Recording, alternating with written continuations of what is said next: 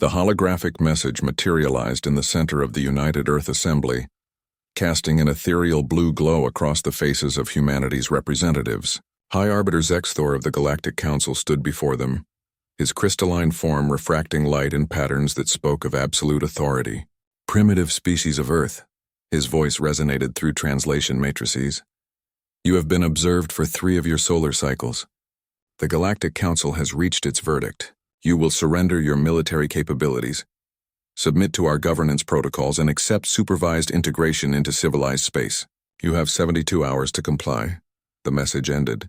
Silence filled the chamber. Ambassador Chen Wei stood slowly, her weathered hands gripping the podium.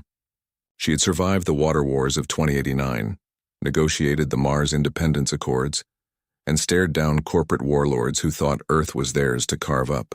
This crystalline bureaucrat didn't frighten her. Draft a response, she said quietly. We're sending them a declaration. Of acceptance? Asked the junior diplomat beside her. Of termination. Across the chamber, Admiral Jackson Reeves allowed himself a grim smile.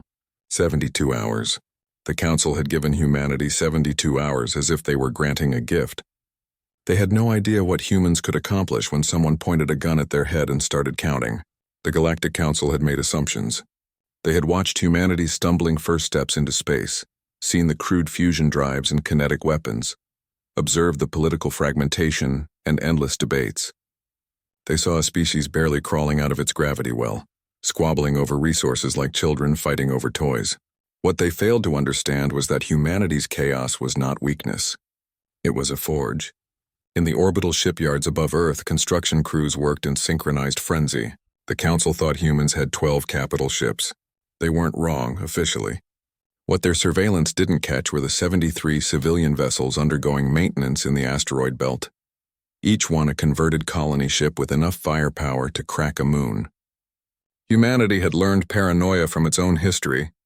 When the first contact probes arrived 5 years ago, Earth's governments had smiled, extended hands in friendship, and immediately begun preparing for war.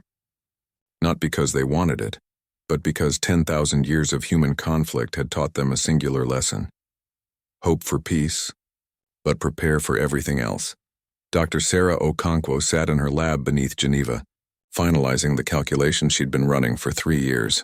The Council's shields operated on harmonic frequency dampening, elegant, efficient, nearly impenetrable.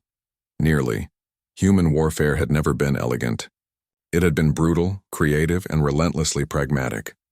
While the Council perfected their defensive harmonics over millennia, humanity had spent centuries finding new ways to make things explode. The resonance cascade will work, she told the Admiral on the secure channel. Their shields will fold like paper. But Jackson, it will also knock out every electronic system within a light second, including ours. Then we fight analog, Reeves replied. Humanity went to the moon with less computing power than a modern toaster. I think we can manage. The Council's deadline approached. Their battle fleet assembled at the edge of the solar system. 50 warships, each one centuries old. Each one representing the accumulated military might of species who had never lost a war. They were beautiful in their arrogance, gleaming monuments to an empire that had never been challenged. Zexthor watched the countdown with satisfaction. No response had come from Earth. Clearly, the primitives understood the futility of resistance. Then, at the 72-hour mark, a single transmission reached the fleet.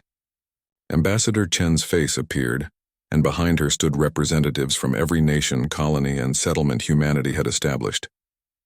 Old enemies standing shoulder to shoulder, corporate rivals united in purpose, humans in all their messy, argumentative, stubborn glory, presenting a single message. High Arbiter Zexthor, Chen began, her voice carrying the weight of her species. We received your demand for submission. We have prepared our response. She held up a document, old-fashioned paper, a deliberate choice. This is a declaration of termination, not of our species, but of your authority over us. You came to our system uninvited. You issued ultimatums without diplomacy.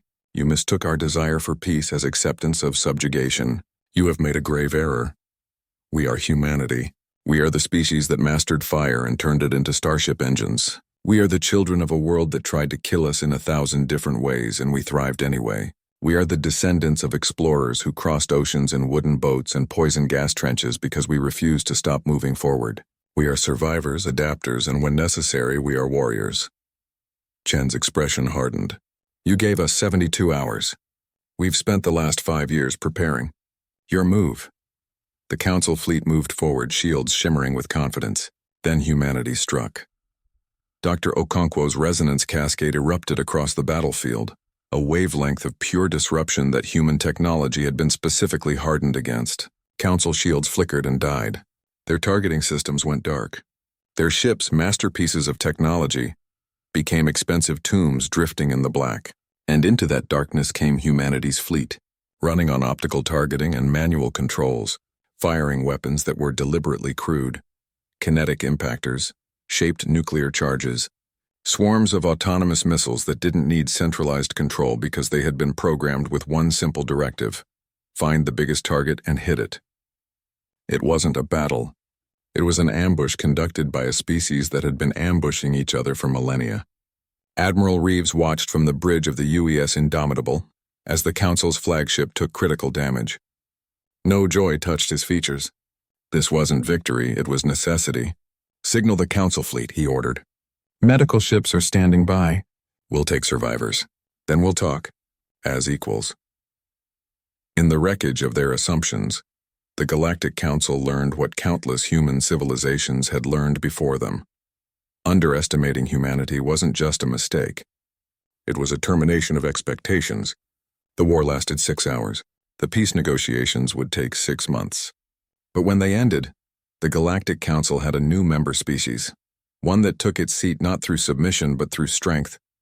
And across the galaxy, other species watched and learned a new phrase that would echo through the stars. They're only human.